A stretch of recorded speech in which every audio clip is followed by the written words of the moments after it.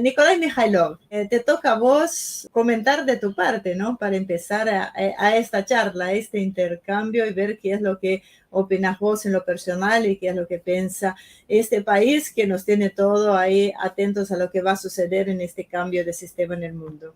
Aprecio mucho esa oportunidad de hablar, a lo mejor no tanto de colonialismo, pero bueno, claro está que hace falta tener en cuenta lo que es indigenismo, lo que es la cultura, el idioma de una minoría étnica de una nación. Mi pequeño ensayo lo voy a presentar según mi manera habitual en forma de un cuento de hadas sobre el imperialismo geopolítico, tanto histórico como actual. Y espero que sea de interés para el público porque voy a tratar de dar una perspectiva algo diferente, porque claro está que Rusia, a cambio de otros estados que son estados, bueno, más pequeños y que son estados nacionales, ¿no? O monoétnicos, Rusia es muy diferente. Se trata de un pueblo multiétnico, se trata de cantidad de nacionalidades, se trata de un imperio, en realidad, que agrupa, que integra cantidad de culturas, cantidad de etnias, cantidad de identidades. Para comenzar, les invito a que hagamos un breve estudio de la tipología de los imperios desde el punto de vista biológico y utilizando terminología biológica. Tendremos por un lado los imperios herbívoros que actúan como el rebaño del ganado domesticado que necesita que crezca y se expanda el pasto mientras que crece el número de las cabezas de ganado. A esa categoría de imperios, que por excelencia son los imperios cultivadores y de cultivo expansionista, pertenecen actuales China y Rusia, junto con el antiguo imperio egipcio, babilónico y tal vez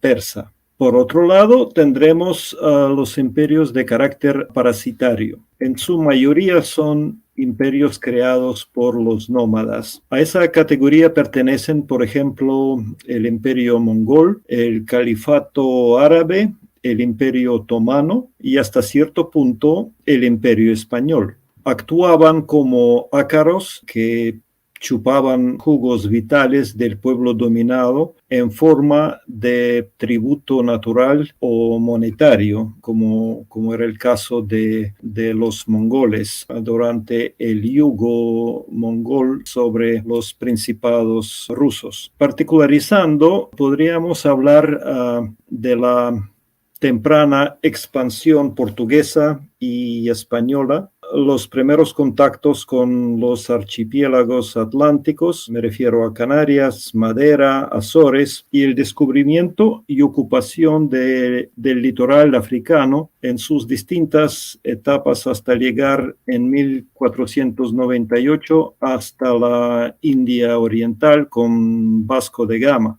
Uno de los fines perseguidos era abaratar las especias y demás productos orientales tan demandados por la sociedad europea. Era pues necesario descubrir el camino por mares y océanos que lleven a las regiones orientales. El descubrimiento de las Indias americanas supuso para España una oportunidad para lograrlo. La noticia se divulgó por toda España y desde el segundo viaje de Colón, las personas que se unían a la empresa aumentaban progresivamente y los conquistadores aumentaron más aún desde el momento en que la corona española otorgó el pase libre a estos. Vamos a preguntar cuál era el objetivo. Claro está que el objetivo, uno de los, tal vez el objetivo principal, era el establecimiento de la religión cristiana en las Américas. Y no menos era el deseo de los europeos de imponer sobre lo que para ellos era el mundo entero, el cristianismo, y lograr así el tan deseado triunfo sobre la religión musulmana, que dejaba sentir su influencia en Europa cada vez más. Ante tal expansión, el cristianismo vio la necesidad de reaccionar y contrarrestó la presión oriental por medio de las cruzadas. Esto llevaba a un enfrentamiento entre el bien y el mal, y como es de suponerse, en esta lucha debía de ganar el bien y la verdad, representados y defendidos para los europeos por ellos mismos. Era esta una guerra que no podía ni debía perderse. Una vez conquistado el continente americano, o al menos ciertos territorios, los eclesiásticos españoles, y no menos también el papado, vieron la necesidad urgente de acercar e imponer la religión cristiana a los naturales de las Indias y evitar la llegada de cualquier influencia religiosa ajena que no sea la de Europa cristiana a Hispanoamérica. La nueva sociedad cristiana que el clero pretendía crear debía mantenerse pura en términos religiosos y no debía contaminarse con los males de la sociedad europea, que era el protestantismo, nacido en Alemania y posteriormente representado por el protestantismo radical anglosajón. Por otra parte, el motivo, y durante el primer encuentro de Colón con la población autóctona, de la que él creía era el país de las especias, pudo vislumbrar muestras de metales preciosos, que una vez en la península, al regresar bastaron para estimular la imaginación de mucha gente que soñaba con poseer grandes riquezas, descubriendo y poseyendo el metal más preciado en aquella época, que es el oro. Es por esto que no debe de sorprendernos que una de las ideas más precisas de los españoles en el segundo viaje a las Antillas era precisamente la búsqueda de oro. La mayoría de ellos, si no todos, iban hacia América con claras pretensiones económicas y con el objetivo de encontrar riquezas y regresar a las tierras que ahora dejaban momentáneamente. América fue poblada y ocupada en toda su extensión. Las culturas y civilizaciones en América surgieron y se desarrollaron sin contacto con las culturas africanas, asiáticas y europeas, por lo que resulta adecuado hablar en realidad de la existencia de dos mundos, los llamados mundo antiguo, en ese sentido africano, asiático y europeo, y nuevo mundo americano. Las culturas mesoamericanas habían denominado a la tierra que ellos alcanzaron a conocer con los nombres de Abya Yala o Sem Anahuac. Así que, bueno, esa es la posible prehistoria de la colonización americana y la idea de cuáles eran los motivos principales de la colonización, tanto en caso del reino español como el caso de otros estados, de otros reinos, incluyendo el reino o el imperio ruso. Bueno, volviendo a los términos zoológicos cuando hablamos de los imperios. Lo que pasa es que por tercer lado tendremos los estados e imperios carnívoros, depredadores y rapaces. En realidad son el imperio británico, francés, el Tercer Reich, el reino belga y por supuesto el imperio norteamericano. Quiere decir que aparte de dos tipos mencionados antes, se trata de una forma muy peculiar, y eso es importante porque de eso es lo que da origen a esa ideología, a esa intención de imponerse, de reinar, de globalizar el mundo, de presentarse como una realidad única y como la fuerza, como el único polo en el mundo. Bien, ¿Cómo actúan esos? Actúan como verdaderos depredadores, matan y exterminan miles y miles hasta llegar a millones en la India, China, la misma Unión Soviética, recientemente en Argelia, Afganistán, Irak, Libia y Siria y actualmente en Ucrania. Esos roban todo lo que pertenece a otros o dominan, y a esos pueblos que logran conquistar los atrapan, compran y explotan como esclavos. Metafóricamente devoran su misma carne, licuan y chupan el cerebro, la mentalidad, la idiosincrasia, la tradición y la cultura, o sea, chupan los jugos vitales de los pueblos. Así actuaron los anglosajones en caso de los indios norteamericanos, en caso de los negros africanos traídos como esclavos a los Estados Unidos. Así lo intentaron hacer, aunque sin mucho éxito, en la India, Nueva Zelanda, en China, en África y Latinoamérica, y así actuaron los franceses en Argelia, los belgas en Congo. Ahora bien, pasemos al tema de indigenismo en el Imperio Ruso, en la Unión Soviética y en la moderna Federación Rusa. Durante siglos, los rusos peleaban con los tártaros, primero de los tártaros,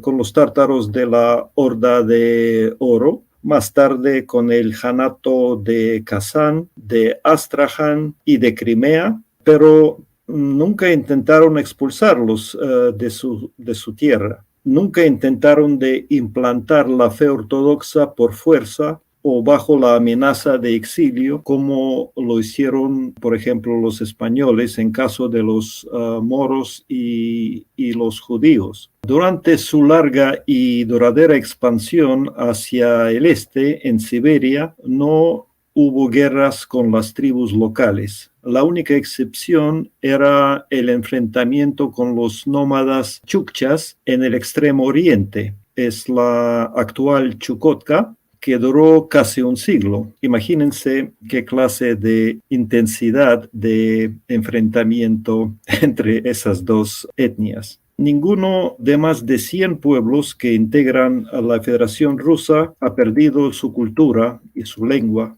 En su mayoría son bilingües, tienen su autonomía local hasta que persiste la provincia autónoma judía poblada con varios miles de rusos, salvo los judíos, que no les gusta el clima, posiblemente. Aprecio mucho la intervención de Marcelo, porque en realidad indicó algo importante, que es el motivo de la política norteamericana hacia la Rusia actual, en el sentido de que provocan toda esa discusión sobre las minorías, sobre las nacionalidades que viven en Rusia durante siglos, tal vez milenios, y no tienen problema.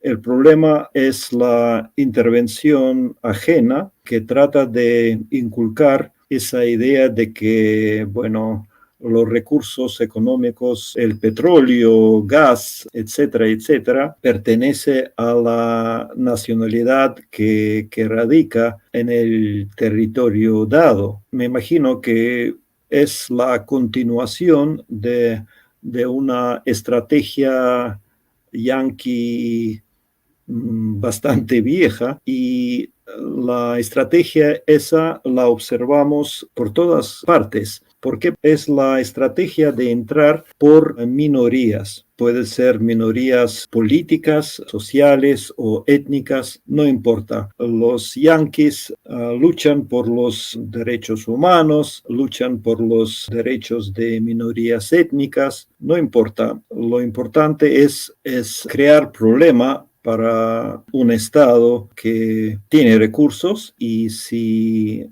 los yanquis quieren o necesitan estos recursos, van a hacer todo lo posible para obtenerlos, no importa el costo. Por eso me imagino que lo único que buscan los anglosajones en Rusia es desintegrar Rusia políticamente y hasta desintegrar la rusidad multiétnica como hasta cierto punto lograron realizar en Ucrania. En términos étnico, lingüístico y cultural, los rusos se relacionan con los ucranianos igual que los alemanes del norte de Alemania se relacionan con los bávaros, como los castellanos se relacionan con los valencianos, como los normandas se relacionan con los provenzales en Francia, o tal vez como los argentinos se relacionan con los uruguayos. Es verdad que los verdaderos indígenas en Ucrania son los eslavos orientales, de así llamada Rus roja, cuyo principado después de la invasión tártara cayó en las manos de los polacos. También los indígenas, o pueden ser considerados como indígenas, los cosacos de Zaporozhye, en la actual provincia ucraniana que lleva el mismo nombre. Ambos son ortodoxos, aunque su lengua es diferente, ya que la lengua ucraniana es original del oeste de Ucrania, que genéticamente es antiguo ruso, influenciado por la lengua polaca en el transcurso de unos 4 o 5 siglos. Curiosamente, el mismo nombre de Ucrania en ruso quiere decir las afueras, o sea, las afueras de Gran Rusia. Me imagino que la crisis en Ucrania y todo lo que estamos observando desde el año 1991, después de la caída de la Unión Soviética, me imagino que ya tenían por objeto el plan o el escenario de dividir a los eslavos orientales, de impedir cualquier tipo de unión entre esas 3 repúblicas. Me refiero a la República Rusa, a la República Bielorrusa y a la República Ucraniana.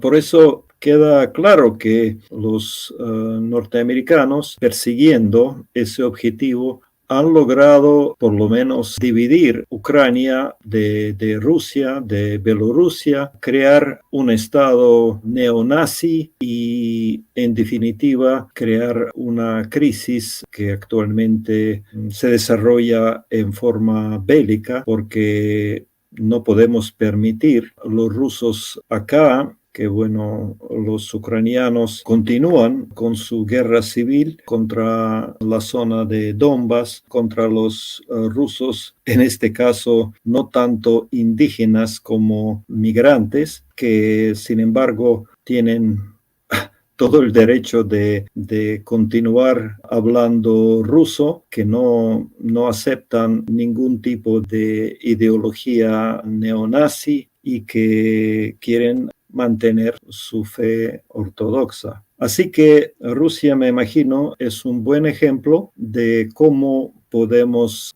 sí, y recuerdo el caso de otra invasión alemana, me refiero a Hitler, que durante los primeros meses de intervención logró ocupar en realidad todo el territorio ucraniano. Me imagino que uno de los objetivos era poder utilizar, bueno, los recursos naturales, pero también tratar de presentar a los ucranianos como una nación diferente, una nación que no comparte con la ideología soviética, con los que no coinciden en la cultura tradicional o en la cultura soviética. Eso esperaba que le daría la oportunidad de utilizar los recursos humanos en Ucrania para combatir con el resto de la Unión Soviética. Así que me parece que el caso actual es también una repetición y que tenemos que tenerlo presente porque esa estrategia de dividir y no solamente confundir, sino reinar o dominar es la estrategia de siempre del imperio yanqui y que tenemos que estar siempre atentos. Gracias por su atención. Creo que hay muchas cosas para aclarar y para hablar entre ustedes. Así que, Marce, te paso la posta enseguida para que sigas.